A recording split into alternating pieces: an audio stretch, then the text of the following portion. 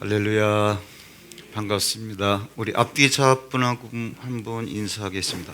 오늘 메시지를 그냥 다 끝내세요. 대박 나십시오. 한번 축복의 인사 먼저 하겠습니다. 대박 나세요.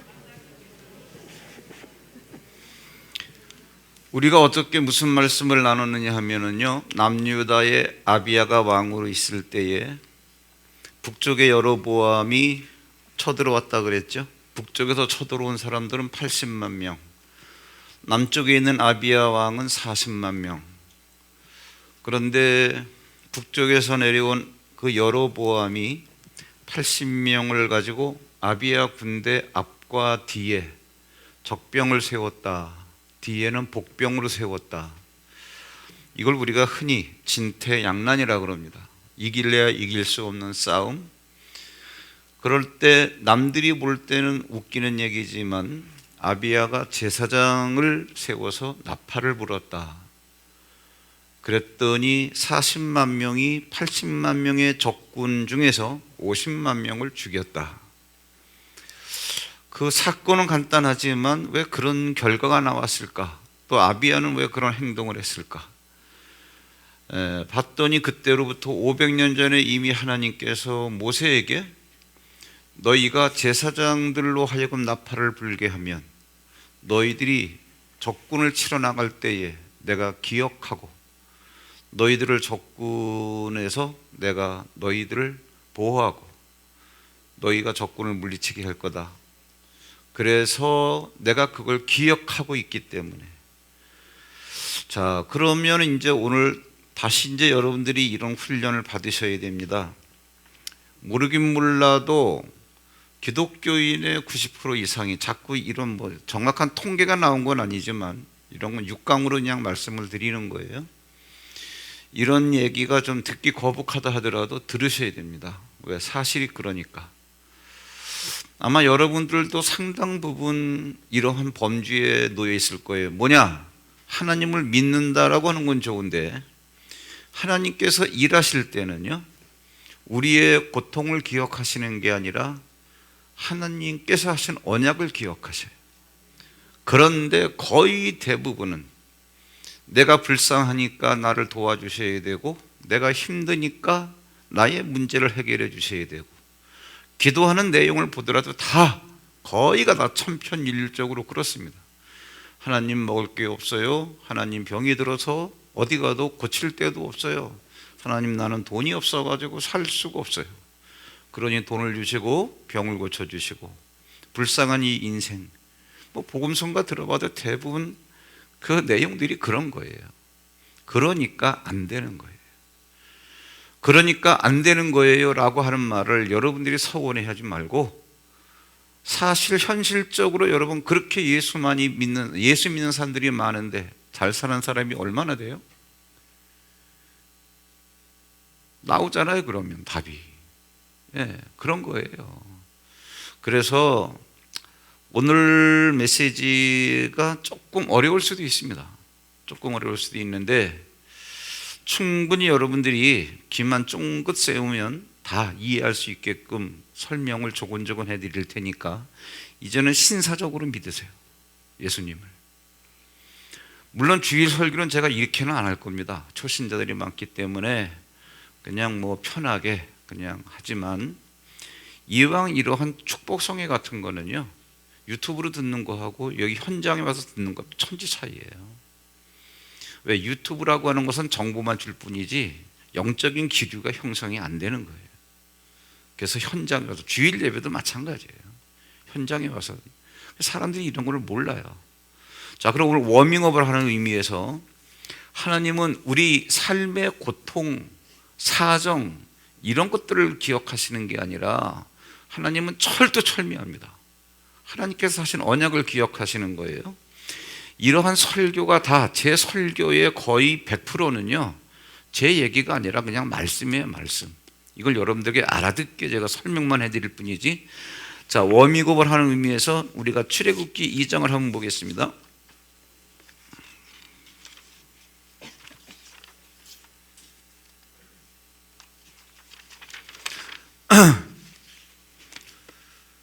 출애굽기 2장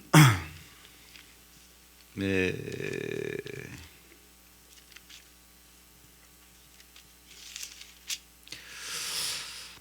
23절로 25절까지 한번 같이 읽겠습니다. 읽자 그럴 때 잘 읽고 그냥 국어책 읽듯이 읽지 마시고요, 생각하면서 읽으세요. 23절로 25절까지 다 함께 천천히 시작. 여러 해 후에 애굽 왕은 죽었고 이스라엘 자손은 고된 노동으로 말미암아 탄식하며 부르짖으니 그 고된 노동으로 말미암아 부르짖는 소리가 하나님께 상달된지라. 하나님이 그들의 고통 소리를 들으시고 하나님이 아브라함과 이삭과 야곱에게 세운 그의 언약을 기억하사 하나님이 이스라엘 자손을 돌보셨고 하나님이 그들을 기억하셨더라. 아멘. 이제 이래서 출애굽이 시작이 되는 건데, 이스라엘 백성들이 여차저차 해가지고 사정이 있어서 애굽에 내려가서 430년 동안 노예 생활을 하게 됐습니다. 잘 들으세요. 오늘도 빼놓을 얘기 한마디도 없어요. 단어 한마디도 빼놓을 게 하나도 없어요. 잘 들으셔야 돼요. 430년 동안 노예 생활을 하고 있는데 요셉 때문에 애굽이 잘 살게 됐잖아요. 7년 가뭄이 왔을 때 대비책을 세워가지고, 그래서 바로가 요셉을 그 바로 황제 바로 다음에 실권자로 세워놨어요. 근데 요셉도 죽고 요셉이 누군지 아는 그 애굽의 바로도 죽고 다 죽은 거예요. 그러니까 이제 세대가 바뀌었죠. 왜? 430년이 지났으니까. 그런데 이스라엘 백성들이 막 종족 번식이 막 굉장히 왕성하니까 그때에 이제 이 바로는 사람 이름이 아니에요. 황제의 칭호입니다. 카카 뭐 이런 뜻이에요. 그냥 바로 그러니까 그 바로가 아니고. 그래서 이제 그 요셉이 누군지도 모르는 바로가 이제 그 얘기예요. 가만히 생각해 보니까 얘들은 이렇게 종족 번식이 빠른데 얘들이 숫자가 많아지면 얘들이 다른 적군하고 손잡고 우리를 공격해 올 거 아니야. 그럼 우리는 힘든데. 그래서 이제 남자 아이들을 다 죽여버려라. 그리고 이제 벽돌도 굽는 그 장수는 똑같지만 볏짚은 너희들이 알아서 해봐라. 뭐 온갖 학대를 해서. 왜? 그렇게 괴롭혀야 종족 번식이 더디어지니까. 이런 얘기예요. 고통이 얼마나 심했는지 하나님께 부르짖었다. 사람들은 이제 성경을 읽어놓고 그 성경이 뭐라고 말하되, 그러면 거의 다 읽어놓고 대충 명사 몇 개 집어넣어서 뭐 바로가 몰랐대나 모세가 죽었대나 뭐 저 요셉이 죽었대나 백성들이 뭐 기도했대. 그랬더니 하나님께서 불쌍히 여기셔서 출애굽시켜줬대. 이게 뭐 거의 천편일률적인 시나리오예요. 근데 잘 읽어보면 그 말씀이 아니에요. 백성들은 고통 때문에 힘들어서 부르짖었지만 하나님께서 그 기도 소리를 들으시고 응답해 주신 게 아니라 그들이 부르짖을 때에 아하, 내가 얘들의 조상의 그 조상의 조상, 그 조상하고 내가 한 언약이 있어. 이걸 기억하셨다는 거예요. 그 여러분이 이걸 또 다시 한번 보자고요. 만약에 여기서 이제 제가 여러분의 사고방식을 깨뜨리려고 이런 말씀을 드리는 거예요. 이게 무슨 얘기냐면, 여러분 이제 성경을 좀 이제부터 생각하면서 읽어보자고. 그게 신사적으로 읽는 거예요. 이게 무슨 얘기냐면, 여기가 애굽이에요. 애굽. 여기가 애굽인데 애굽 가운데 고센 땅에 여기가 이스라엘 백성들이 모여 사는 거예요. 얘들이 여기서 노예 살이하는 거예요. 너무나 힘드니까, 고통스러우니까 기도했는데, 그래 고통스러우니까 내가 너희들을 출애굽 시켜줄게. 곧 고통 때문에 출애굽을 시켰다라고 한다면, 우리가 하나님을 얘기할 때 하나님이 어떤 분이냐? 하나님은 공의의 하나님, 그렇게 얘기합니다. 공의의 하나님. 공의의 하나님은요, 의로우신 분은 의로우신 분인데 공적으로 의로우신 분. 뭐냐면 내가 구의경, 내가 너만 사랑할게.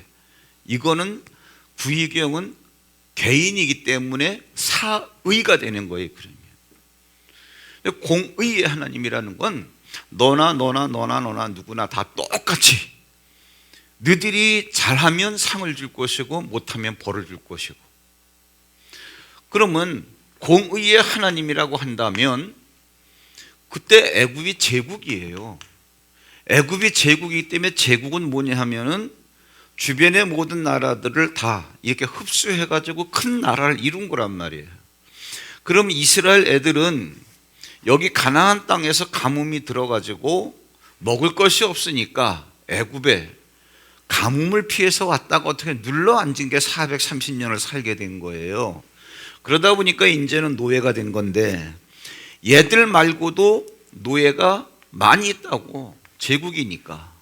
또 애굽이 아니라 할지라도, 왜? 애굽만 나라가 있는 게 아니니까 그 위에 또 아프리카가 있잖아요. 그 밑에는 얼마나 노예 제도가 폐지된 거는 미국 남북 전쟁으로 한 200년 전밖에 안 돼요. 그러면 얼마나 그 시대에 노예가 많았겠냐고. 그 얘들도 다 살기 힘들어서 고통 가운데 부르짖을 거 아니에요. 근데 얘들을 끄집어내시냐고 하나님께서. 아니잖아요. 그런데 만약에 얘들이 고통스러워하기 때문에 그래서 끄집어냈다면 그거는 공의의 하나님이 아니죠. 이해가 되시나요? 이제 이게 성경을 보는 눈이에요.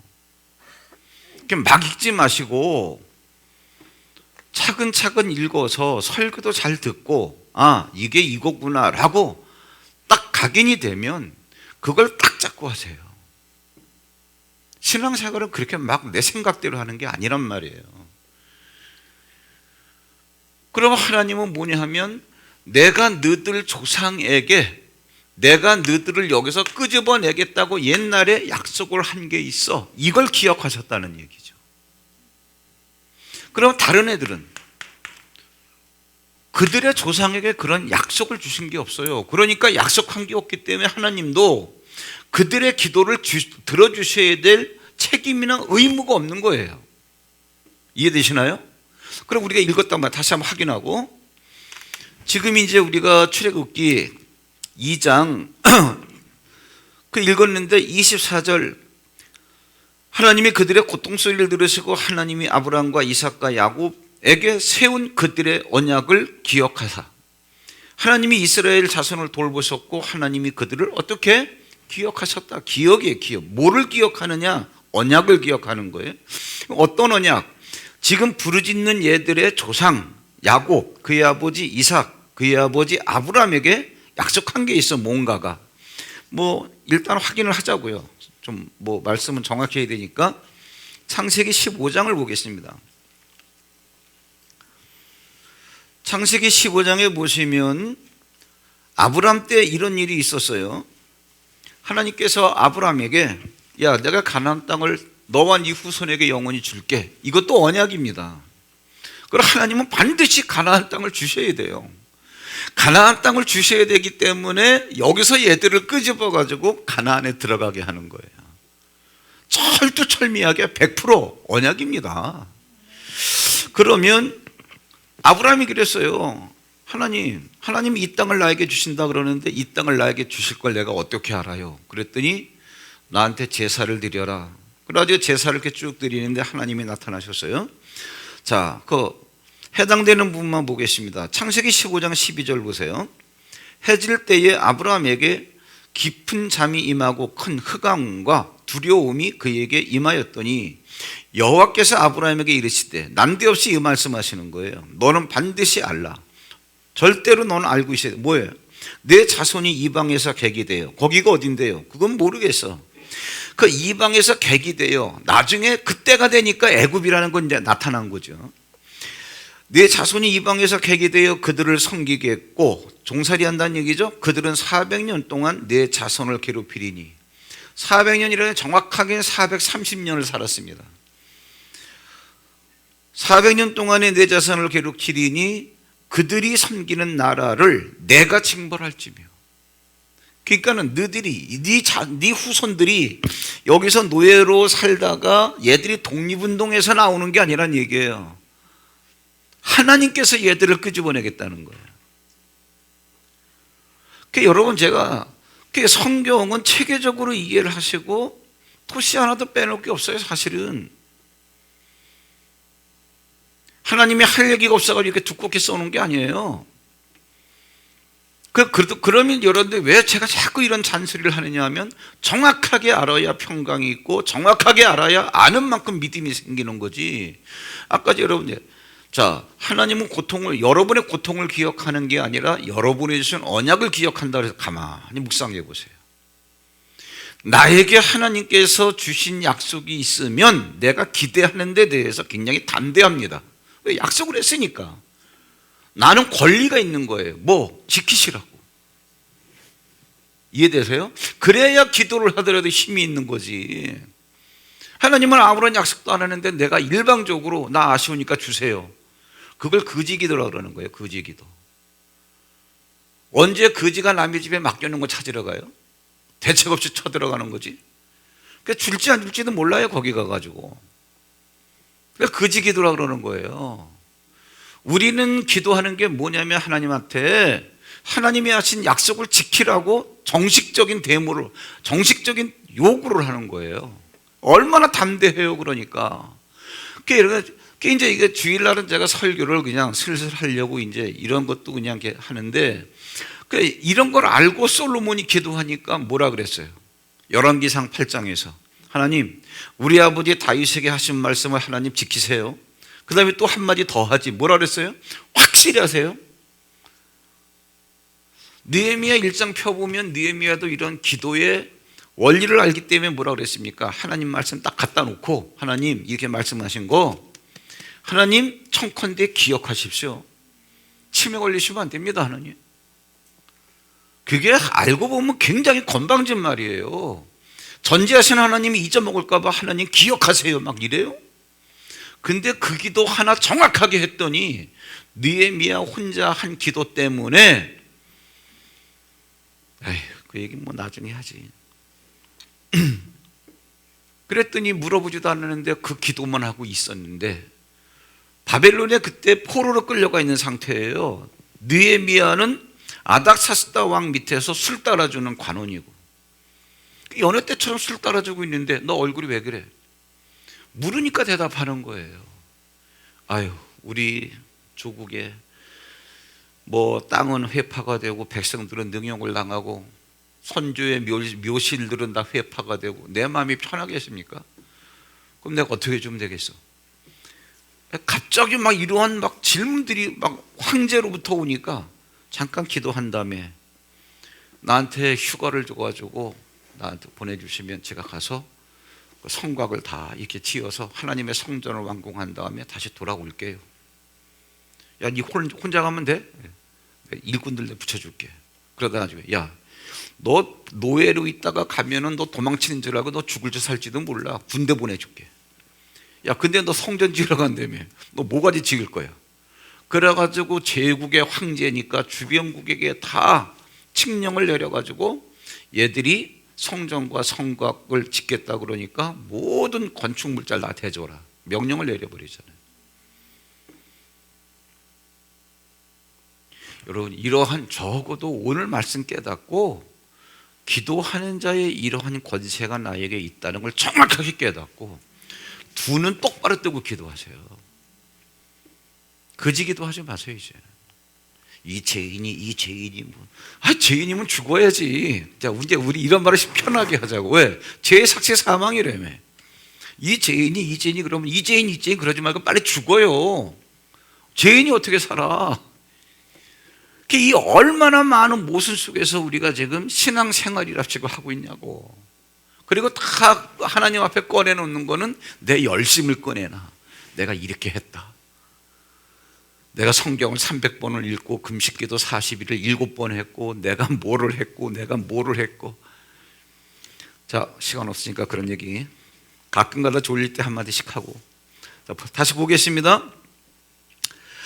창세기 15장 13절 여호와께서 아브라함에게 이르시되 너는 반드시 알라 내 자손이 이방에서 객이 되어 그들을 섬기겠고 그들은 400년 동안 내 자손을 괴롭히리니 그들이 섬기는 나라를 내가 징벌할게. 그리고 그 후에 내 자손이 큰 재물을 이끌고 나오리라. 그냥 나오는 게 아니라 이게 그래서 이제 이 약속이 있은 뒤에 몇 년 뒤에 이런 사건이 있었냐? 이거는 1350년경에 일어났으니까 아브라함은 2000년대, 1900년대 사람이니까 약 빼면 어떻게 되는 거예요? 650년 전에 이런 약속을 주고 아브라함, 그의 아들 이삭, 그의 아들 야곱, 그의 아들 12명 가운데서 요셉이 팔려가서 430년이 지난 다음이니까 이제 이게 이때 이루어지는 거예요. 여기서 애들이 막 죽겠다 그러니까 하나님께서 그들의 조상 야곱, 이삭, 아브람과 한 언약을 기억하셨더라. 빨리 이거다 뭐라 그래? 영어로 패러다임 시프트라 그러는 거예요. 기독교인의 사고 방식이 확 바뀌어야 돼요. 구차하게 여러분이 병든 거, 돈 없는 거, 지지한 그런 궁상 맞은 거 내놓지 마세요. 그리고 이거 하나님 나 불쌍하니까 하나님 나에게 응답해 주세요. 하나님은 꿈쩍도 안 합니다. 그러니까 응답 못 받는 거예요. 오늘 밤에 이런 문제 해결하는 거예요. 이런 문제 해결하는 거예요. 성경에 없는 얘기 써놨겠습니까? 사람 이름과 연대를 다 써놨는데, 그리고 그때 그 사람 때문에 일어나는 사건들을 다 써놨는데, 객관적 사실이란 얘기잖아. 그럼 그 사람들은 되는데 우리는 왜 안 되냐는 얘기예요. 그 사람들은 아는 게 있었어요. 우리는 어저께도 말씀드렸지만 아론이라고 하는 사람이 대제사장으로 있었을 때, 야, 유월절 지켜. 떨리는 마음으로 100% 믿고 유월절 지켰습니다. 양의 피 찍어 바른다고 무슨 일이 일어날까 빈정빈정 되는 게 아니라 진짜 양의 피를 바르면 저주가 넘어가. 우리는 출애굽해 하잖아요. 그로부터 1000년이 지난 다음에 제사장들이 뭐 했어요? 유월절 지키잖아요. 근데 저주를 받잖아요. 왜 그러는 거예요? 예수님 있었을 때, 예수님 돌아가시고 난 다음에 초대교회 때 베드로 감옥에 갇혔단 말이에요. 내일이면 죽는데 베드로는 쿨쿨 골아떨어져서 잠을 자고 있잖아요. 천사가 옆구리를 차가지고 깨웠잖아요. 일어나. 그래 일어나가 신 들어. 나 따라와. 그랬더니 문이 저절로 열리는 거야. 군인들이 보초를 서고 있는데 투명 인간인지 이게 그냥 지나가도 모르는 거야. 내가 꿈을 꾸고 있나? 그런데 저 성로 밖에 나온 다음에 아, 하나님이 천사를 보냈구나. 바울도 마찬가지 아니에요. 찬송하니까 옥토가 무너지고, 바울도 그랬고 베드로도 그랬는데 이 시대에 우리는 그러한 일이 왜 안 일어나느냐고. 어저께 말씀드렸잖아요. 여기다 써놨잖아요. 여기다가 보이죠? 여로보암만 하나님의 말씀을 경계시켰냐고. 우리가 하나님의 말씀을 경계시키고 있다니까. 그렇잖아요. 그거 되라 그러면 한도 끝도 없어요. 지금 기독교인들이 또 이 가운데 여러분들이 신앙생활 한다고 그러면서 어떤 자리에 있나 심각하게 체크 한번 해보고 자기 스스로를 뜯어 고쳐야 돼요. 그러지 않으면 남는 거 없습니다. 그러니까 어떤 장로님이 그랬대잖아요. 장로니까 얼마나 충성을 했겠어요. 돌아가실 때 하나님 없다, 하나님 없다. 그 다음에 이것도 너무 지친 거예요. 신앙생활. 장로면서 그것도 안 해? 장로가 이것도 해야지. 장로가 교회가 어려운데 그렇게 해? 그래가지고 장로라는 타이틀 때문에 그렇게 뼈골 빠지게 했는데 가면 갈수록 예수님이 없는 것 같아. 재미가 없어. 그러니까 죽을 때 그랬대잖아. 하나님 없어. 믿어보니까 하나님이 없더라 그런 얘기예요. 하나님이 없는 게 아니라 잘못된 길로 간 거예요. 다시 정리해 드리겠습니다. 하나님은 우리의 고통을 기억하시는 게 아니고 하나님의 언약을 기억하시는, 이렇게 한마디로 함축된 경고를 갖고 내용을 이제 여러분들이 아시고 이 한마디를 딱 기억하신 거니까, 야, 그러면 내 신앙생활의 현장에 나는 어떤 유형이고 어떤 패턴이고 뭐가 잘못됐지를 빨리빨리 체크를 하셔야 돼요. 이제부터는 기도를 하더라도 하나님의 언약을 내놓고 정확하게 매달리세요. 정확하게. 그래서 제가 언제 뭐 헛소리 하든가요? 아까 인사말 그러고, 아, 오늘 집회를 내일은 또 더 중요해. 아, 오늘 메시지가 그만큼 좋다는 얘기예요. 어제는 어제로서 좋고, 네. 이런 얘기예요. 자, 이러한 워밍업을 하면서 이제 오늘 이 시대의 제사장이 누구고 이 시대의 나팔이 뭐냐, 우리 한번 제사장이 나팔을 분다 그랬는데 제사장이 하는 일을 보자고요. 신명기 21장을 보겠습니다. 차근차근 하자고요.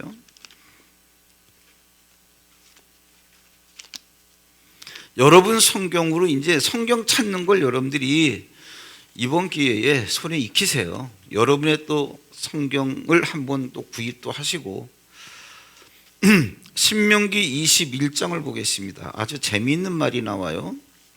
펴놓으시고 이것도 여러분 그냥 막 읽으시는 게 아니라 잘 읽어보세요. 여기 보세요. 이게 이제 이런 얘기입니다. 이게 뭐냐 하면 이게 가나안 땅이에요. 가나안 땅에 들어갔는데 어떤 사람이 여기 죽어 있는 거예요. 이렇게 피살된 거예요. 그냥 가만히 생각해 보세요. 여긴 그냥 하나의 사건만 써놨지만 생각을 해보셔야 됩니다. 가나안 땅이라고 하는 것은 거룩한 땅이기 때문에 거룩한 땅에서 만약에 의인이 죽었다. 의인이 죽었다. 의인이 죽었으면 의인의 피를 용납할 수가 없는 거예요. 무슨 얘기냐면 하나님께서 법으로 정해놨어요. 야, 너희들이 이 땅은 거룩한데 만약에 사람을 죽이면, 얘가 얘를 죽이면 이 피가 이렇게 흘러가지고 핏소리가 하나님께 호소하니까 하나님께서 생명 죽인 거에 대한 저주를 내려요. 그러면 저주가 내리는 땅에서 이 저주를 없애려면 어떻게 해야 되느냐? 이 사람을 죽인 자의 피가 또 흘러야 돼. 이게 동해보복의 원리라고 그러는 거예요. 그러니까 너희들 피 흘리지 마, 그러한 얘기야. 그런데 의인의 피는 하나님께서 그렇게 보복을 해주시지만 죽을 사람이 죽는다. 그래서 죄인의 피다. 그러면 얘는 죄를 졌기 때문에 죄의 삭은 사망이기 때문에 죽어 마땅해. 죄인이면 죽여도 괜찮아요. 근데 문제가 있어. 사람을 죽일 때는 그냥 죽이는 게 아니라 반드시 뭐예요? 2명 내지 3명의 뭐가 있어요? 증인이 있어야 죽이는 거죠. 그래서 얘는 죽을 일을 했기 때문에 죽여도 돼. 내가 증인을 댈게. 이런 증인 2-3이 있어야, 그럼 돌로 때려 죽이면 아무런 문제가 없어요. 죽어야 될 사람이 죽었기 때문에. 그렇죠? 그런데 여기에 사람이 죽은 거예요, 이렇게. 근데 죽은 시체만 있고 이 사람을 죽인 사람이 없어. 여러분 보세요. 얘가 죽을 만한 일을 해가지고 죽인다 그럴 경우에 증인들 2이서 또는 3이서 또는 4이서 2-3명 이상이래야 되니까 얘는 죽어도 돼. 그렇게 증인이 2-3이 있어가지고 얘를 죽였으면 얘는 죽을 만해서 죽었기 때문에 죽여놓고 얘들이 도망갈 이유가 있어요, 없어요? 없죠? 죽어 마땅하니까. 근데 이 죽인 사람이 없다는 얘기야. 죽인 사람을 찾을래도 찾을 수가 없다라고 한다면 뭐예요? 얘는 합당한 죽음을 당한 게 아니라 억울한 죽음을 당했다는 얘기겠죠. 죽여서는 안 되는데 죽여버리고 도망을 간 거예요, 살인자가. 그러면 얘는 의인일 가능성이 높다, 없다? 높다지요. 그렇죠? 그러면 하나님께서 민수기 35장에서 이미 어떤 법을 주셨냐면 너희는 땅을 더럽히지 말라. 땅 더럽히는 게 뭔데? 사람 죽여서 피가 흐르면 이게 땅을 더럽히는 거야. 그러면 저주를 받으니까 피를 흘리게 한 자, 즉 사람을 죽인 자의 피가 흘러야 저주가 없어진다. 이 법이 있는 거야. 그러면 얘가 딱 이렇게 죽인 사람이 없는 거 보니까 도망을 갔으니까 얘는 죽지 말아야 되는데 죽은 거야. 그 의인의 피가 흘렀으니까 하나님께서 여기다 저주를 쏟아부을 거 아니야. 그러면 얘를 죽인 자를 죽여야 되는데 얘가 도망갔는데 누가 죽인지 어떻게 알아? 이럴 경우가 있잖아요.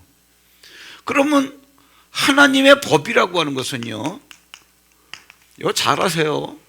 하나님의 법이라고 하는 것은 인정사정 없습니다. 의인의 피가 흘렀어 그러면 이유 여하를 불문하고 죽은 자가 의인이면 저주는 내려지게 돼 있는 거예요. 그 저주를 끊어버리려면 어떻게 되느냐? 얘를 죽인 애를 죽여라 그러한 얘기야. 근데 얘는 도망갔어. 그 도망갔다고 봐주는 게 아니야. 얘가 도망갔다 할지라도 죽은 애가 의인이기 때문에 저주는 내린다는 거야. 그러면 가나안 땅이 어떤 땅이냐면 이른 비가 올 때 이른 비를 주시고 늦은 비 내릴 때는 늦은 비를 주시고, 이래서 너들이 봄에 씨 뿌릴 때는 보슬보슬 이른 비를 주고, 그 다음에 여름이 되면 소나기를 확 쪄가지고 볼이나 벼 그런데 알갱이에 물이 확 들어와서, 그 다음에 소나기가 끝난 다음에 햇볕으로 쫙 내려쬐면 그것이 벼 이삭이 되는 거 아니에요.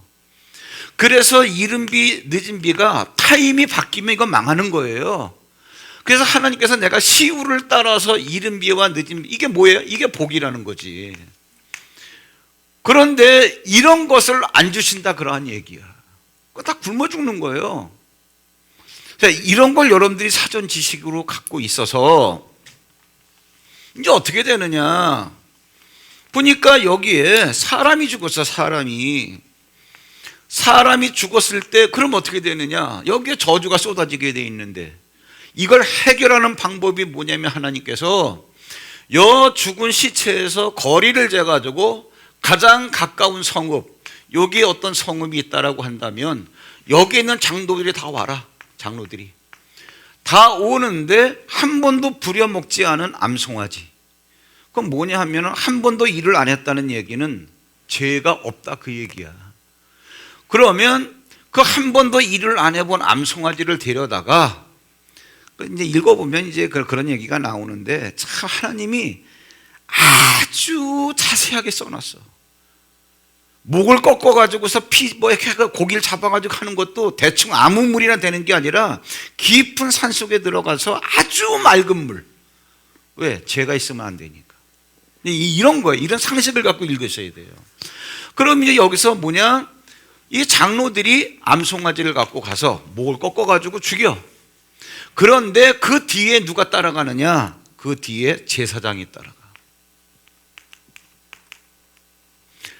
제사장이 딱 따라가가지고서 딱 보니까는 살인자가 도망갔어. 야, 이거 어쩔 수 없구나. 그러니까 장로들이 암송아지를 가지고 왔어. 그 암송아지에다가 장로들이 손을 얹은 다음에 하나님, 우리는 이 사람을 죽인 사람을 보지도 못했고 이 사람을 죽이지도 않았고 관여하지도 않았습니다. 우리에게 이러한 벌을 돌리지 마옵소서 하고 도망간 살인자 대신에 그 살인자의 죄를 암송아지 머리에다 얹어가지고 암송아지를 죽여버리면 되는 거예요. 그런데 그렇게 그들이 하는 거를 제사장이 다 봤어. 본 다음에 요 제사장이 이렇고 저렇고 이런 상황에서 이렇게 됐구나 해가지고 그들이 판결을 해. 누가? 제사장이. 하나님께서 뭐라고 말씀하셨냐? 읽는 거는 좋은데 제가 미리 답을 알려드리고 읽자는 얘기야. 하나님께서 여기에 저주를 내리면 누가 내리시는 거야? 하나님이 내리시지. 그런데 직접 내리시는 게 아니라 저주를 내리라고 천사에게 명령하면 천사는 그 말씀 때문에 저주를 내리는 거예요. 하나님이 내리시는 게 되기도 하고 천사가 내리는 것도 되고, 어쨌든 그건 그거고, 그 저주를 내리는 거는 하나님이고. 왜? 자기가 자기의 법을 세워놨으니까. 그런데 오늘 얼마나 재미있는 말이 나온지 알아요? 저주를 내리는 건 하나님이 내리는데 저주를 내려야 된다라고 하는 것, 또는 저주를 내리지 않아도 된다라고 하는 것, 왜? 암송아지를 잡았으니까. 저주를 내릴 것인가 복을 내리실 건가에 대해서 판결을 누가 하느냐 하면 제사장이 하는 거예요. 제사장이 판결하는 판결하는 대로 그대로 하나님께서 이렇게 하겠다는 거예요. 그럼 우리가 눈으로 볼 때는 저주는 누가 내리는 거예요? 하나님. 그런데 알고 봤더니 여기에 저주가 내리느냐 복이 내리느냐는 누구에게 달려 있는 거야? 그렇지, 제사장에게. 얼마나 중요한지 몰라요. 네가 판결하는 대로 내가 일을 할게. 이 정도를 이제 여러분들이 딱, 그래서 이제 미리 여러분들이 내가 제사장이야 괜히 맞긴 맞는데, 수학 풀다 보면 연산이라는 게 있잖아요. 풀어가는 거랑 모든 과정도 없이 답만 딱공 해가지고 A 플러스 B는 50이야. 그럼 50만 통곡 써놓으면 너 50이 어떻게 나왔어? 설명을 못하는 50은 의미가 없는 거야. 나 제사장이야. 그거 외워가지고 되는 문제가 아니라니까. 그러니까 이런 걸 정확하게 이치를 알고, 그래서 그런 거구나. 자, 한번 읽어보겠습니다. 21장 1절부터 내 하나님 여호와께서 내게 주어 차지하게 하신 땅에서 피살된 시체, 거기 밑줄 그으시고, 그것이 들에 엎드러진 것을 발견하고 그 쳐 죽인 자가, 하여튼 성경은 진짜 적나라하게 표현해놨죠. 돌로 쳐 죽인 거겠죠. 쳐 죽인 자가 누구인지 알지 못하거든. 그럼 저주는 내리게 돼 있는 거고, 어떻게 방법을 하나님께서 마련해 놓으신 거예요. 너희 장로들과 재판장들은 나가서 그 피살된 곳에 사방에 있는 성읍에 원근을 질 것이요, 그 피살된 곳에서 제일 가까운 성읍의 장로들이 그 성읍에서 아직 부리지 아니하고 멍에를 매지 아니한 암송아지를 취하여 그 성읍의 장로들이 물이 항상 흐르고 갈지도 않고 씨를 뿌린 일도 없는 골짜기로 그 송아지를 끌고 가서 그 골짜기에서 그 송아지의 목을 꺾을 것이요. 5절 잘 보세요. 레위 자손 제사장들도, 레위 자손을 써놓은 이유가 어저께 여로보암은 뭐예요? 평민 중 아무나 송아지 한 마리하고 염소 7마리만 가져오면 그거 받고 제사장 시켜주고. 아니야, 레위 자손이라 해야 돼. 그래서 이렇게 써놓은 거예요. 레위 자손 제사장들도 그리로 따라가는 거야. 그리고 그들은 누구? 제사장들은 내 하나님 여호와께서 택하신 거예요. 제사장은 누가 택했어요? 하나님께서. 자기를 섬기게, 누구? 하나님을 섬기게 하시며 또 여호와의 이름으로 축복하게 하신 자라. 그러니까 하나님의 이름으로 당신을 축복합니다. 누가 하는 거야? 제사장이 하는 거야. 모든 소송과 모든 투쟁이 그들의 말대로 판결될 것. 이런 일이 있어서 시시비비를 딱 가리면 이 정황을 딱 보고 제사장이 오케이, 죄 없어, 복. 죄가 그대로 있네, 저주. 얘들의 판결대로 된다, 그런 얘기예요. 그 얘들이 죄가 그대로 있기 때문에 저주, 그럼 여긴 저주가 내려. 그럼 큰 틀로 보면 저주는 하나님이 내리시지만 하나님으로 하여금 저주를 내리게 하는가 또 복을 내리게 하는가는 누구에게 달려있어? 제사장이. 이해되시나요? 다시 보겠습니다. 5절.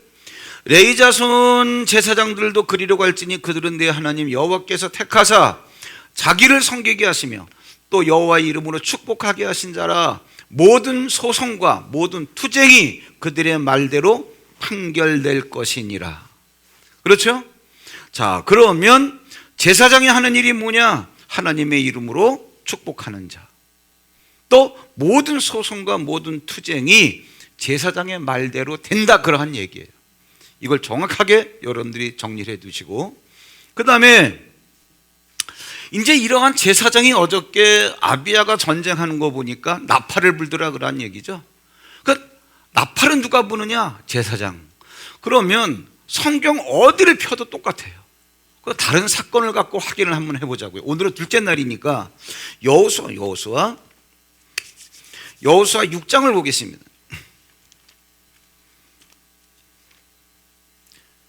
여호수아 6장. 제사장이 하는 일은 다 이제 지금 공부했고, 여호수아 6장을 보시면 이제 여리고를 이제 무너뜨리는 그런 장면이에요. 6장 1절부터 보겠습니다. 이스라엘 자손들로 말미암아 여리고는 굳게 닫혔고 출입하는 자가 없더라. 여호와께서 여호수아에게 이르시되 보라, 내가 여리고와 그 왕과 용사들을 네 손에 넘겨주었으니, 그 이미 넘겨줬어. 끝났어. 이런 것들 여러분 잘 하셔야 돼요. 그리스도인들은 영안이 밝아야 되는데 주 기도문에 예수님 우리는 기도를 어떻게 할까요? 그랬더니 이렇게 해라 가르쳐준 거죠. 그게 뭐예요? 뜻이 하늘에서 이루어진 것 같이. 그럼 아버지의 뜻은, 나에 대한 아버지의 뜻은 하나님 쪽에서 볼 때 하늘에서는 이미 다 이루어졌다 안 이루어졌다? 이루어졌다. 이게 무슨 얘기냐? 자, 다시 뜻이, 기도 어떻게 할까요? 예수님 이렇게 해. 뜻이 하늘에서 이루어진 것 같이 똑같이 땅에서도 그대로 성취가 되게 하옵소서. 그럼 나에게 성취될, 나에게 응답될 하나님의 뜻은 이미 하늘에서 이루어졌어 안 이루어졌어? 그러면 나에 대한 뜻이 뭘까? 성경에 써놨잖아. 그럼 나에 대한 뜻이 뭘까? 내가 너를 부유하게 해주려고 너의 가난을 가져갔어. 어디에? 고린도후서 8장 9절에. 하나님, 나에 대한 하나님의 뜻이 그거야. 그러면 내가 부유하게 된다는 거는 뜻이 하늘에서 이루어진 것 같이 하나님 쪽에서는 이루어졌어 안 이루어졌어? 그래서 이렇게 얘기하는 거야. 아직 여리고성은 멀쩡한데 이걸 넘겨줬대. 아직 내 손에는 돈이 없는데 내가 부자래. 이해가 되시나요? 이런 거예요. 그 기도는 어떻게 되느냐? 하나님, 나에 대해서 다 이루어 놓으셨으니 그것이 땅에서도 이루어지다가 하나님께 완성된 그것이 이 땅에 있는 나에게 손에 쥐어지고 눈에 보일 수 있도록 성취되게 하옵소서라고 요구하는 게, 왜? 나한테 그렇게 해주려고 하나님 그렇게 다 이루어 놓으셨잖아요. 이해되세요? 이걸 알아야 담대하다니까. 아직 하나님한테서도 이게 미완성이라면 될지 안 될지 모르기 때문에 기도할 수 있는 담대함이 안 나와. 될지 안 될지 어떻게 알아? 근데 하나님 쪽에서는 다 이루어 놓으셨어. 이해가 되시나요 지금? 자, 다시 6장 1절, 이스라엘 자손들로 말미암아 여리고는 굳게 닫혔고 출입하는 자가 없더라. 2절, 여호와께서 여호수아에게 이르시되 봐라, 내가 여리고와 그 왕과 용사들을 네 손에 넘겨줬대. 아직 멀쩡한데도 여리고와. 이제 이해되시죠? 하나님 쪽에서 끝난 거예요. 너희 모든 군사는 그 성을 둘러 성 주위를 매일 한 번씩 돌되 엿새 동안을 그리하라. 그러니까 여러분이 오늘 제가 잔치를 하니까 그런가 봐. 그런데 그냥 여러분 여리고성 와 소리 질렀어. 나팔 불었어. 나팔 누가 불었어? 이거 제대로 정리된 사람 별로 없어요. 네. 3절, 너희 모든 군사는 그 성을 둘러 성 주위를 매일 한 번씩 돌되 엿새 동안을 그리하라. 제사장 7명은 7 양각 나팔을 하나씩 붙잡고 언약궤 앞에서 나갈 것이요, 7째 날에는 그 성을 7번 돌며 그 제사장들은 나팔을 불 것이며. 나팔 누가 불어요? 제사장. 어저께 아비야 전투에서도 나팔 누가 불어요? 제사장. 그러면 제사장이 나팔 분다는 얘기는 제사장의 판결대로 하나님은 일하시는 분이니까 제사장이 딱 뿌 하고 나팔을 불면 얘가 왜 부는지를 알아. 그 상황에 대해서 내가 어떻게 한다라고 내가 언약을 맺어놨지, 이걸 기억하시겠다는 거예요. 그럼 하나님이 몰라서 기억을 되살려내는 게 아니라 다 알고 계신데, 너희들이 하나님 여기서 이렇게 일하셔야 됩니다, 약속하셨으니까 라고 해서 나팔을 불면 하나님은 너희들이 요구하는 대로 합법적으로 요구하니까 들어주시겠다는 거예요. 그러니까 제사장이 나팔 부는 건 그런 얘기란 말이에요. 이게 그 제사장은 뭐냐?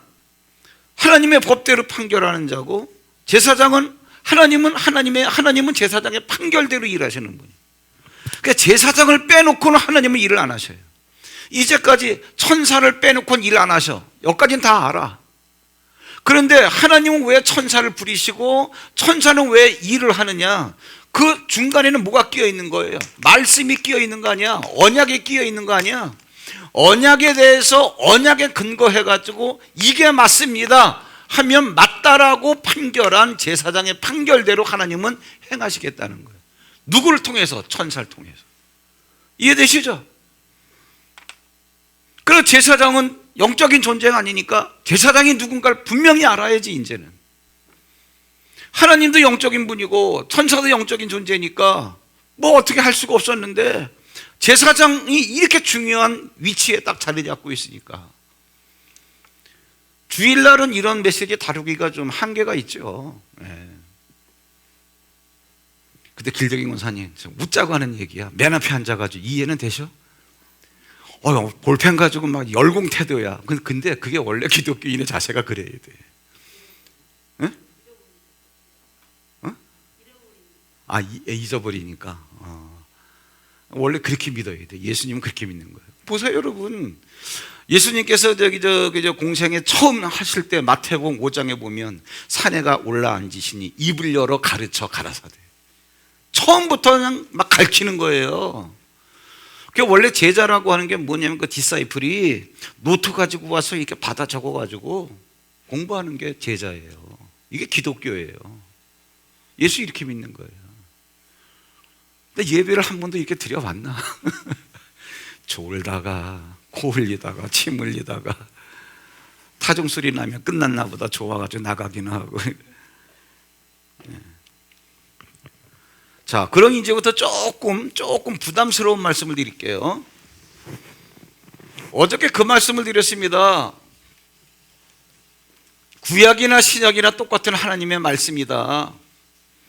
그런데 구약에서 이렇게 제사장 그랬는데 신약 시대에 오면은 누가 제사장이냐? 누가? 이 얘기를 잠깐, 이게 조금 어려운데 제가 또 설명을 워낙 잘하잖아요. 다 알아들을 수 있어요. 길덕인 권사님도 알아들을 수 있어요. 비록 70을 바라보지만 괜찮아요. 자, 어디를 보시느냐 하면은 히브리서 7장을 보겠습니다.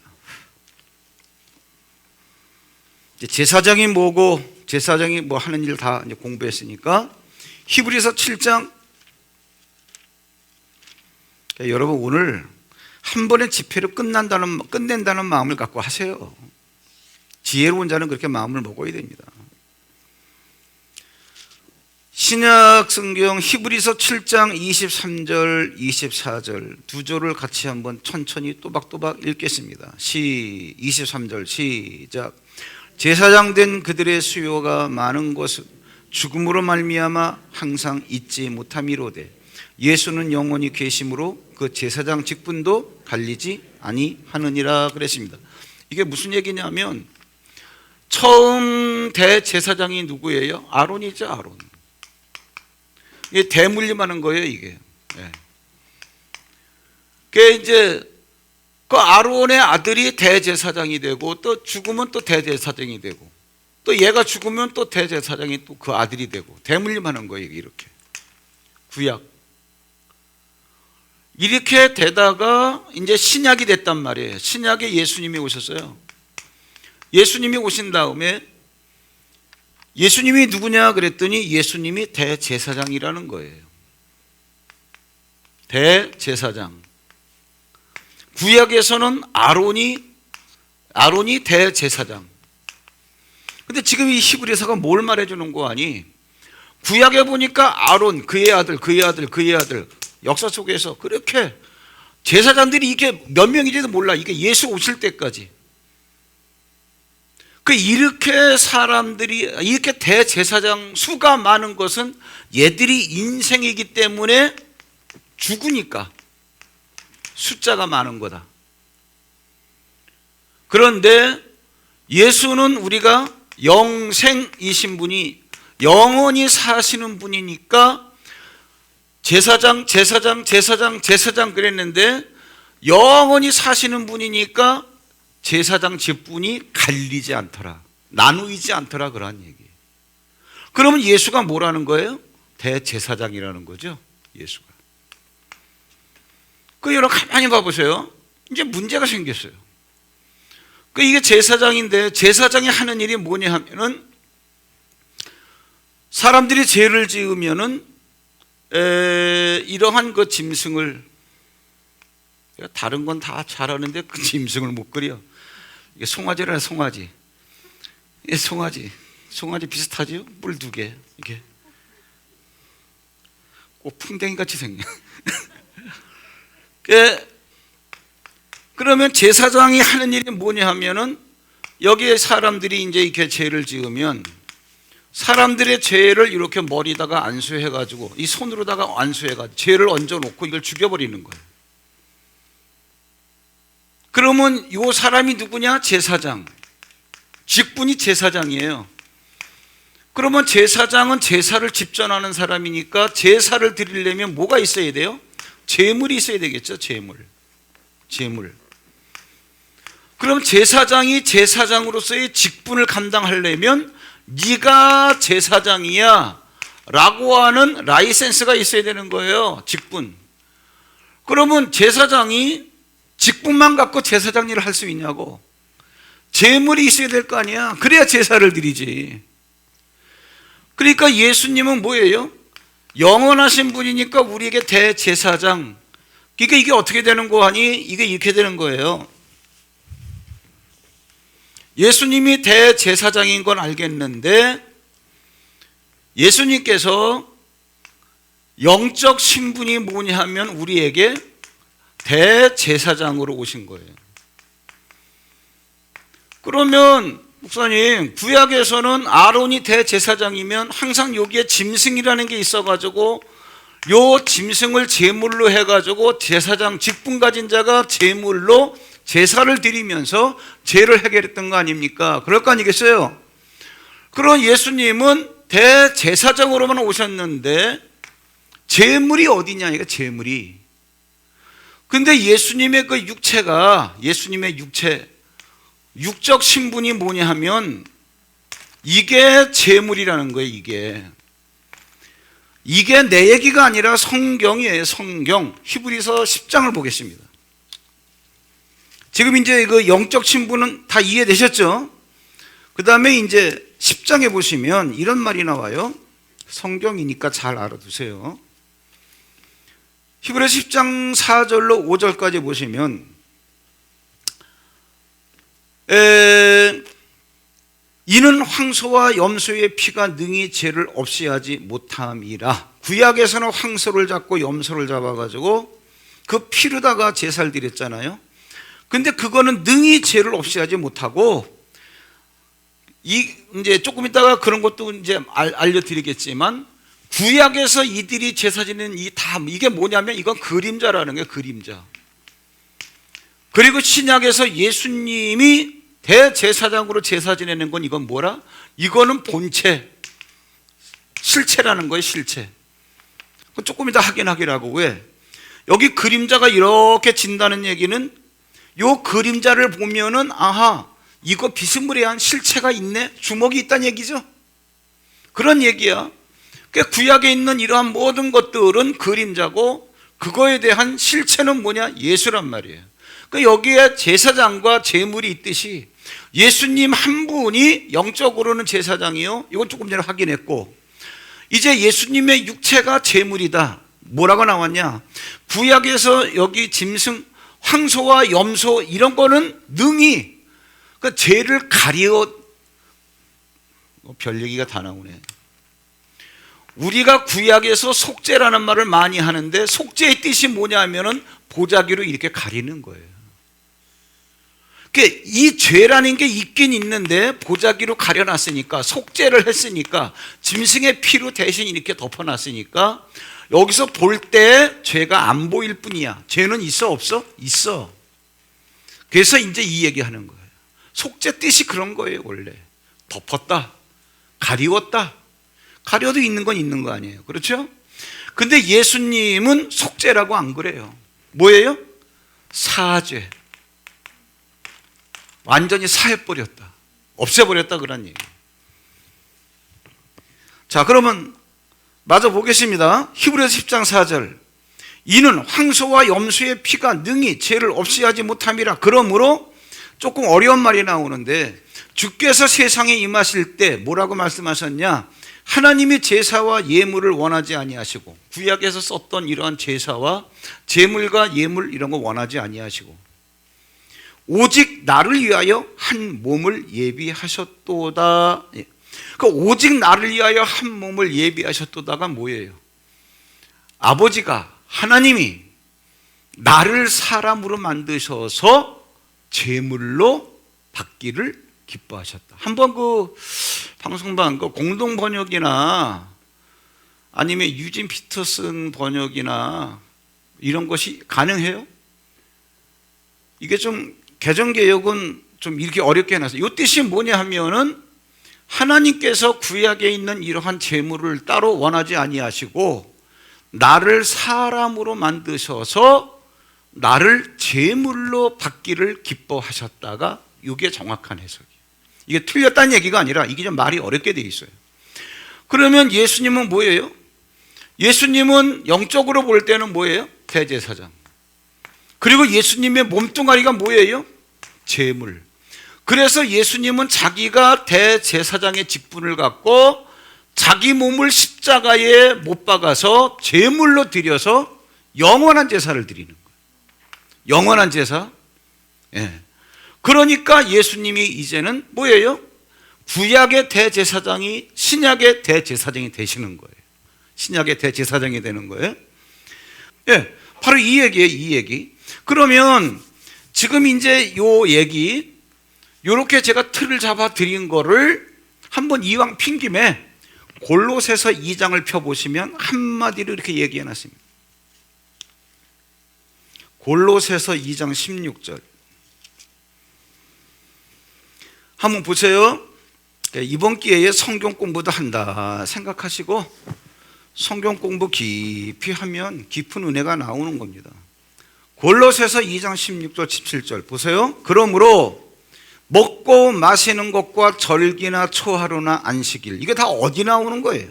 구약에 나왔던 그 절기 지켜라, 제사 지내라, 월삭 지내라, 안식일 지켜라, 뭐 이거는 먹어야 되고 이거는 먹지, 뭐 먹으면 안 되고, 뭐 이거는 마셔도 되고 이건 마시지 안 되고, 독주 같은 건 마시면 안 되고 막 이렇게 정한 거 부정한 거 다 가려놨잖아요.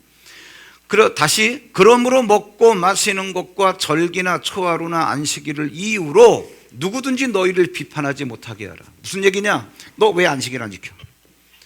너 왜 오순절 왜 안 지켜? 너 초막절 왜 안 지켜?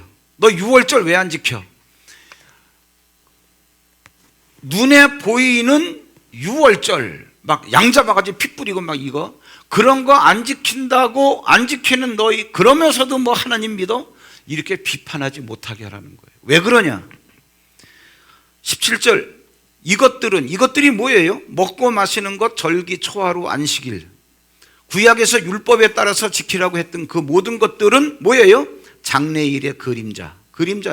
이건 그림자야. 근데 이제는 뭐예요? 그림자는 실체가 있기 때문에 나오는 거니까 실체가 왔어. 그 몸이 뭐예요? 리얼리티, 실체죠. 몸은 뭐예요? 그리스도의 것. 그 예수님의 그 육체 안에 뭐예요? 여기에서 짐승 잡아가지고 절기 지켰다, 제사 드렸다, 월삭 드렸다, 이거는 먹어도 돼, 이건 먹지 않아도 돼, 뭐 이런 거, 네, 다 예수님 안에 들어갔다는 얘기죠.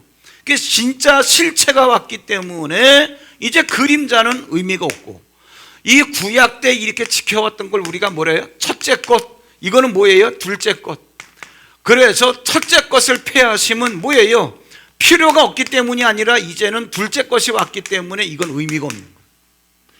그럼 내한테 예수 믿는 믿음이 있으면, 예수님은 유월절에 실체로 오셨으니까 내 안에 예수가 있으면 나는 유월절을 지킨다, 안 지킨다? 지킨다. 예수님은 안식일의 주인으로 오셨다 그랬죠? 마태복음 12장 8절에 뭐 안 찾아봐도 몇 번 봤잖아. 그래도 그럼 안식일의 주인이 내 속에 들어오셨으니까 예수와 함께 다니는 우리들은 안식일을 지키고 있다, 안 지키고 있다? 그렇지. 안식교인들이 이런 걸 배워야 돼요. 그런데 야, 너희들은 왜 토요일이 안식일인데 왜 토요일을 안 지켜? 야, 6월절은 양 잡아가지고 피 뿌려야 되는데 왜 6월절 안 지켜? 이렇게 비판하지 못하게 하라는 거예요. 왜? 우리는 항상 6월절을 지키고 있고 우리는 항상 안식일을 지키고 있는 자니까. 이제 이게 이 얘기야. 그런 얘기가 지금 어디까지 끝났냐 하면, 자, 오늘 많은 얘기를 나눴는데 무슨 얘기냐 하면은 나팔은 누가 불어요? 대제사장. 나팔을 부는 대제사장이 하는 일이 뭐야? 모든 소송과 모든 것들의 판결을 하는 자인데 하나님은 그 판결대로 일하시는 분. 이해되시죠? 그런데 이 시대의 대제사장이 누구냐? 예수. 왜 예수가 대제사장이냐? 정확하게 말씀을 드렸습니다. 얘기를 여기까지만 하고 끝나면 이제 문제가 우리가 되기 때문에 이제 여기서 이제 건너가는 게 문제예요. 잘 보세요. 쉽게 여기까지는 잘 이해가 잘 되시죠?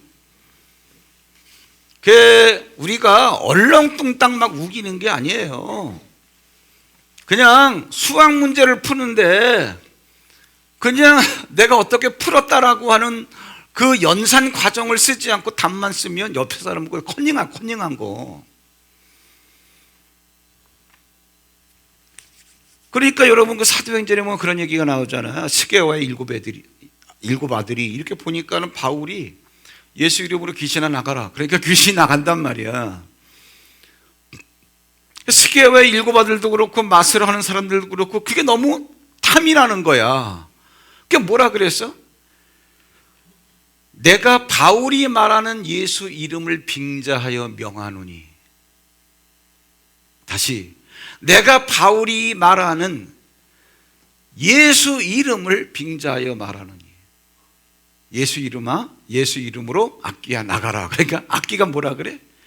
내가 바울도 알고 예수도 아는데 너는 누구야? 그러면서 공격을 해버리잖아. 예수 이름을 사용할 때 여러분 공격 당하는 사람도 있지만 악기로부터 예수 이름을 딱 사용하면 악기가 도망을 가는 경우도 있어요. 공격하는 경우도 있고 내일 해드릴게. 그러니까는 신앙생활하는 사람들이 그냥 옆에 사람 답 내는 거고 컨닝만 하는 거야. 그러니까 당하지. 똑같은 예수 이름을 썼는데 누가 쓸 때는 악기에게 공격을 당하고 누가 쓸 때는 악기가 도망을 가고. 그래서 공부하는 거예요. 그래서 공부하는 거예요. 자, 이제 우리가 무엇을 이제 여기서 이제 얘기해야 되느냐 하면 여기까지 얘기했습니다. 아하. 그래 이제 여러분들 구약 때 대제사장, 어쨌든 제사장이 나팔을 불어서 이렇게 되고 하나님은 다 기억하시고 다 하나님의 언약을 기억하시고 일을 하시더라.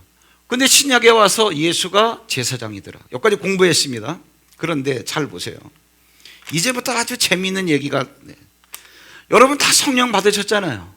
이것도 성령 받았으니까 나 성령 받았다고 말만 하고 있다고. 그래서 성령 받았다는 게 뭐냐고. 굉장히 중요한 얘기예요. 여기 이제 예수님이 이렇게 계셔. 이게 뭐냐? 잉태가 된 거야. 마리아 몸에서. 뭐로 잉태가 됐어요? 성령으로. 마태복음에 보면 성령에 의해서 잉태가 됐다는 얘기 아니에요? 그렇죠? 30년을 쭉 크시면서 이렇게 장성하셨어. 처음에 하신 게 뭐죠? 광야에 가서 시험을 받으시죠? 근데 이거 혹시 아시는 분이 있나요? 마태복음 4장 딱 펴면 공생에 딱 예수님이 요단강에서 세례를 받으신 다음에 광야에 시험 받으러 가시죠. 40일 동안. 그때 어떻게 광야로 시험 받으러 가시죠? 성령에 이끌려. 마귀에게 시험 받으러 가는데 성령에게 이끌려. 그 다음에 그 직전에는 뭐 요단강에서 세례받는 장면. 그 요단강 세례받을 때 뭐가 있죠? 비둘기가 내려오죠? 오케이. 그 다음에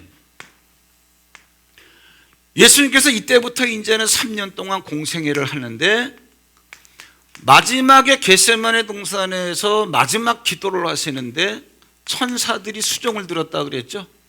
천사들이 왜 수종을 들어요? 천사들은 뭐예요? 하나님과 동행하는 애들이니까 이 안에 성령이 계시니까 천사들이 옆에서 수종을 드는 거죠. 성령. 잘 들으세요. 그러면 예수님 안에는 잉태된 것도 성령에 의해서 시험 받으러 가는 것도 성령에게 이끌려 예수님이 겟세마네 동산에서 기도할 때도 성령의 인도하심 따라 그러다가 이제 예수님께서 어떻게 끌려가서 채찍에 맞잖아요. 그렇죠? 그 여기서 채찍에 맞는데 채찍에 맞을 때도 성령은 이 안에 계셨을까요? 안 계셨을까요? 당연하죠, 이거는.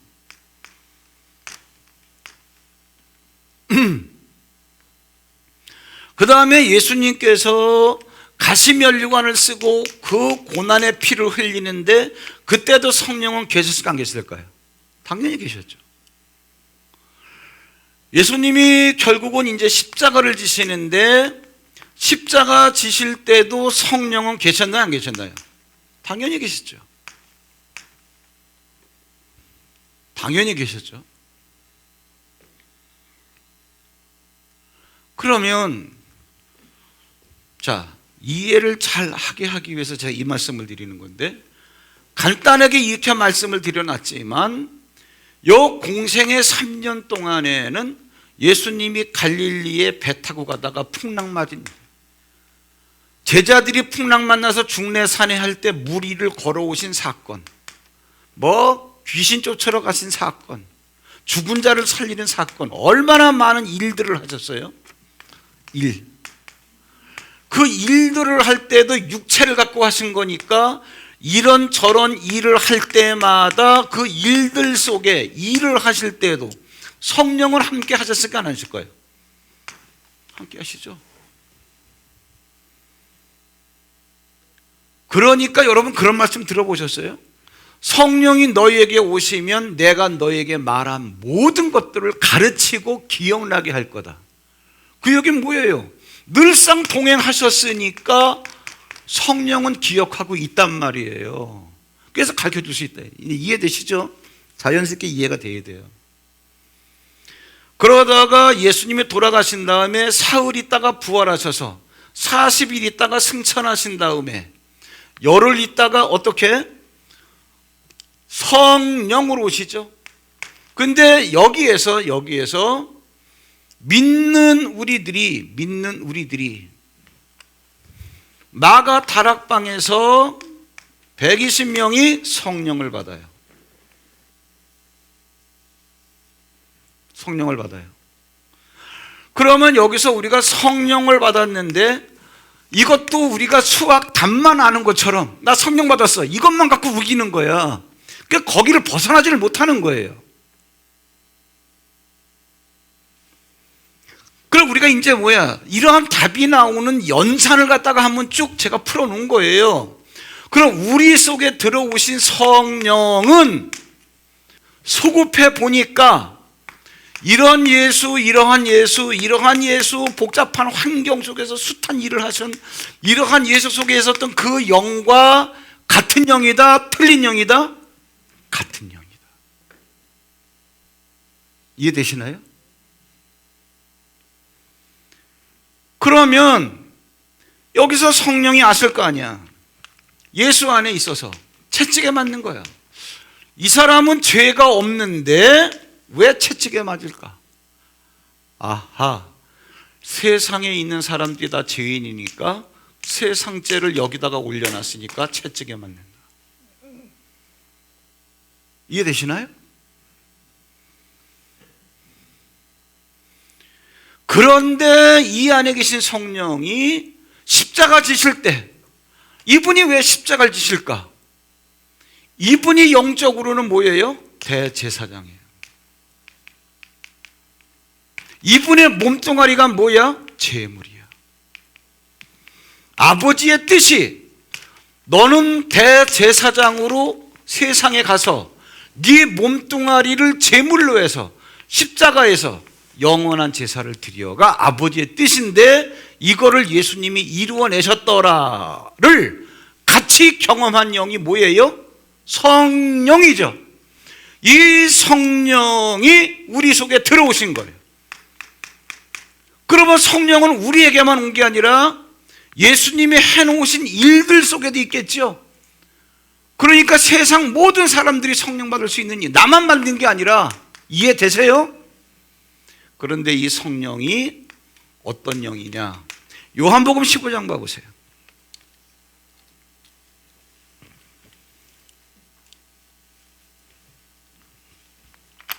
그 성령이 어떤 일을 하시느냐 하면 요한복음 15장 26절 같이 한번 읽어볼까요? 시작. 내가 아버지께로부터 너에게 보낼 보혜사 곧 아버지께로부터 나오시는 진리의 성령이 오실 때에 그가 어떻게? 예수를 증언하신다. 그러면 이 성령이 우리 속에 오셨어. 여기 보세요. 성령이 우리 속에 오셨어. 오신 성령이 누구를? 예수를 증언한다는 거예요. 어떤 증언? 네 안에 있는 예수는, 우리 안에 예수 이름이 있잖아요. 네 안에 있는 예수는 뭐예요? 대제사장. 네 안에 있는 예수가 제물이 되셨어. 그런데 예수님께서 예수 믿는 자들에게 뭐라 그러냐? 너와 나는 뭐? 하나.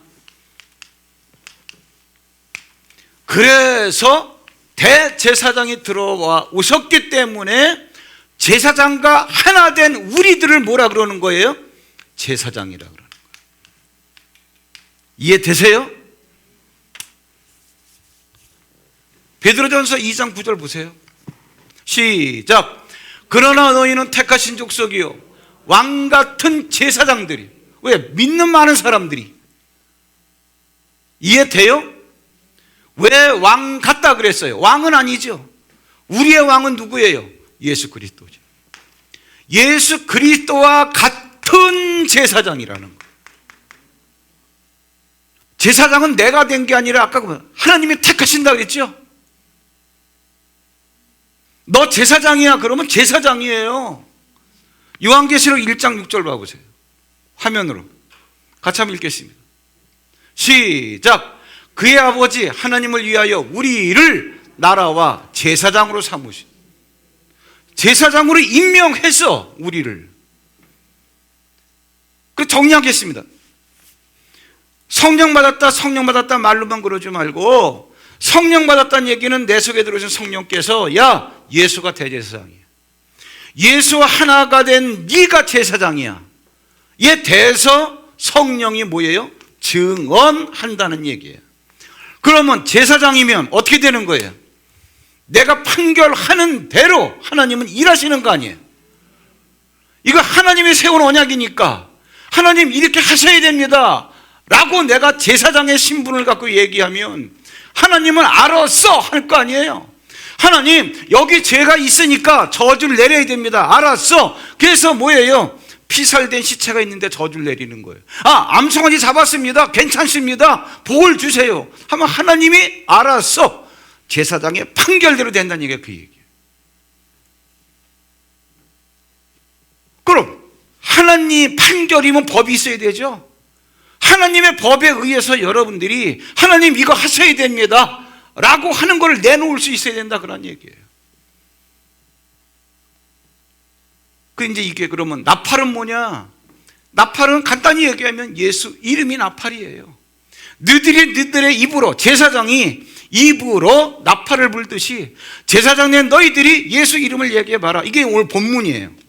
본문 한번 읽겠습니다. 요한복음 14장 12절로 14절. 14장 12절로 14절 천천히 다 함께 시작. 내가 진실로 너에게 이르노니 나를 믿는 자는 내가 하는 일을. 여기도 금방 나오잖아.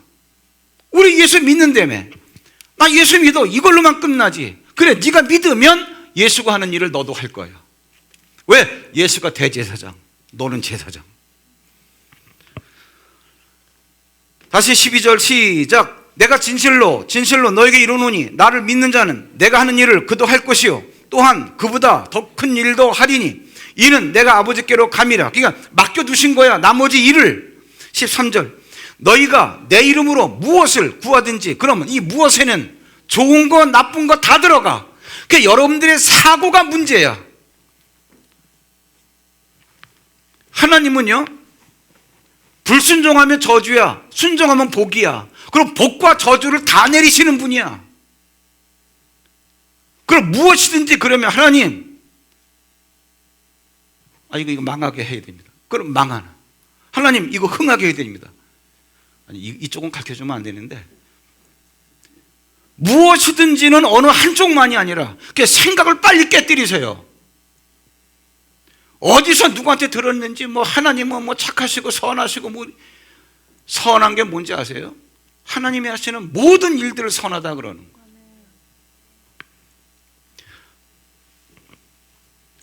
13절 시작. 너희가 내 이름으로 무엇을 구하든지 누가 해?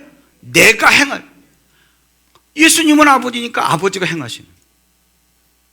우리 제사장의 말을 들으시고, 이게 얼마나 설레지는 거야 이거. 14절 시작. 내 이름으로 무엇이든지 내게 구하면 내가, 누가? 예수가 행하리라. 하나님이 행하리라. 설교 다 끝났어요. 뭐냐? 실제 여러분이 삶의 현장에 적용할 때, 하나님 돈 주세요, 돈 주세요. 거지 기도입니다. 내가 제사장이라는 신분을 확실히 해놓고, 확실하게 하려고 제가 이렇게 자세히 설명하는, 확실히 해놓고 제사장이 판결할 때 뭐예요? 법에 따라 해야죠. 하나님, 돈이 필요할 때 이렇게 하세요. 고린도후서 8장 9절에 예수께서 가난하게 되시면 우리의 가난을 가져가고 우리를 부유케 하려고 하셨으니 이게 아버지의 법입니다. 그러니 제 손으로 하는 모든 일들의 복이 되게 하옵소서. 한번 해보세요. 이제까지 하나님께서 나의 고통, 나의 환경, 나의 상황을 기억하시고 나를 불쌍히 여기셔서 도와준다는 감정적인 면에만 치우쳐 있었지, 하나님은 그런 하나님이 아니에요. 영적 세계가 얼마나 열을 삶은 호박에 이빨도 안 들어가요. 병 낫는 거 간단합니다. 우리 사고의 패러다임이 이게 바뀌질 않는 거예요. 아파 죽겠으니까 불쌍히 여겨주셔 하나님. 거지 기도입니다.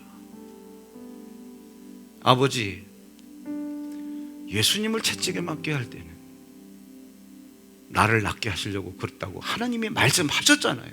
내가 언제 그랬어? 아니, 이사야 50전장 있다 보니까 그런 것 같은데 내가 한번 보여드릴게. 이게 이거 계약문서야 이거. 여기 있잖아요 아버지. 여러분들에게 아직 해결되지 않은 문제, 여기서 이러한 시험을 왜 당하신 거예요? 내가 당할 시험을 다 예수님 몸에 얹어놓은 거예요. 연약한 자를 도우시려고 시험 받으셨다며요. 그럼 아버지, 내가 받을 시험은 없네요? 이게 제사장이 하는 말이에요. 하나님은 그래, 네가 받을 시험이 없지. 영적 세계를 좀 아시겠어요? 프라이드를 가지세요. 프라이드. 아니, 자동차 프라이드 말고 타는 건 에크스 타고. 진짜. 그럼 기도하는 맛이 나잖아. 예? 기도하는 맛이 나잖아. 그게 이제 우리가 기도하는데요, 담대하게 하세요. 하나님, 나 부유하게 하려고 나의 다 가난을 가져가셔서 걸칠옷이 하나도 없이 벌거숭이로 십자가에 달리신 주님, 그렇게 가난하게 되셨어. 왜? 나 부유하게 해주려고. 이게 제사장의 판결이야. 하나님은 그대로 행하셔. 당당하게 하세요. 당당하게. 이런 것들을 모르고 이것 주세요 저것 주세요 주실 줄 믿습니다 하는 것 같다 뭐라 해요? 중언부언한다 그래요. 중언부언.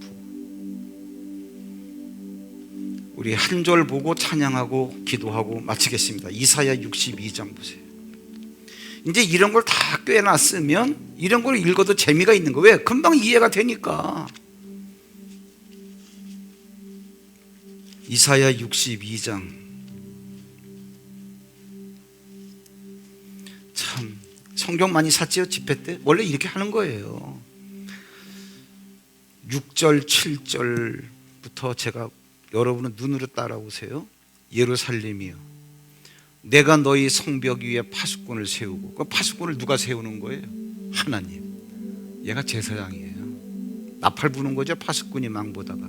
다시 예루살렘이여 내가 너희 성벽 위에 파수꾼을 세우고 그들로 하여금 주야로 계속 잠잠하지 않게 하였느니라. 계속 예수 이름 부르라는 거예요. 너희 누구? 파수꾼들. 너희 여호와로 기억하시게 하는 자들아. 그러니까 파수꾼이 하는 일은 뭐예요? 여호와로 하여금 기억하시게 하는 자들이에요. 하나님 기억하세요. 그러니까 여러분들이 아버지 이렇게 하시면서 기억하세요. 이거 건방진 거 아니에요. 이해되세요? 파수꾼이 하는 일은 여호와로 기억하시게 하는 자들이에요. 너희 여호와로 기억하시게 하는 자들아 너희는 쉬지 말며 또 여호와께서 예루살렘을 세워 세상에서 찬송을 받기까지, 그러니까 모든 응답이 이루어질 때까지 그로 쉬지 못하시게 하라. 누구? 제사장이 하는 일은 뭐예요? 파수꾼이 하는 일은 여호와께서 쉬지 못하게 하는 일을 하는 거예요. 계속 하나님이 일하게 만드는 거예요. 8절 너희들이 그 나팔을 불면 예수 이름으로 너희들이 기도하면 여호와께서 그 오른손 그 능력의 팔로 맹세하시되 내가 다시는 내 곡식을 내 원수들에게 양식으로 주지 아니하겠고 할렐루야. 내가 수고하여 얻은 포도주를 이방인에게 뺏기지 않게 하고 오직 추수한 자가 그것을 먹고 나 여호와를 찬송할 것이요 거둔 자가 그것을 나의 성소뜰에서 마시리라 하셨느니라. 얼마나 신나는. 기독교들이 잘 살아야죠. 예?